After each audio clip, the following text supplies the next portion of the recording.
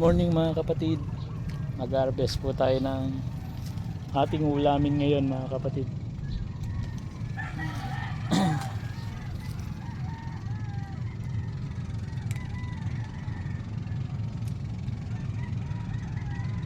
Yan po yung ating ina-harvest. Sumayad na po sa lupa yung iba.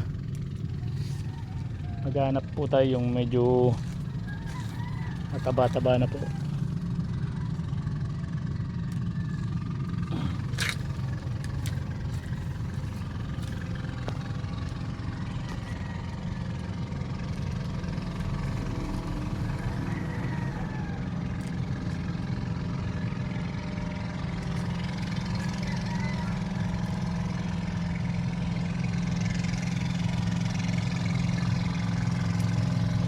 Harvest tayo ng ulam.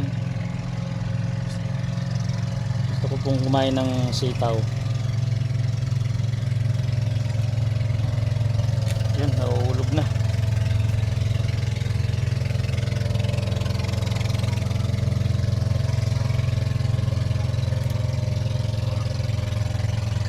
Dahan-dahan po tayo. Baka maulog yung mga bulaklak. Sayang.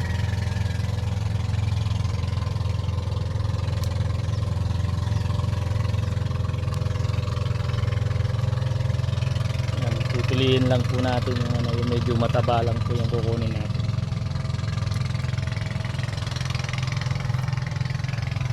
Para hindi na binhi. Marami na tayong binhi. Pipiliin ko lang po. Saka hindi po gaano marami yung kukunin natin. Sakto lang po sa atin.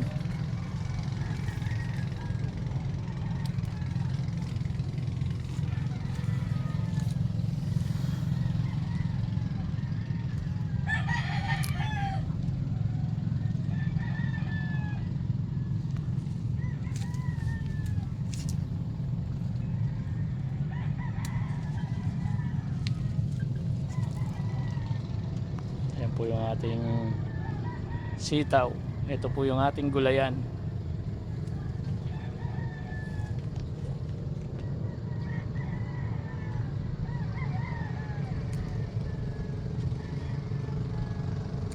Yan po yung bunga nila mga kapatid. Yan po yung ginawa kong binyo.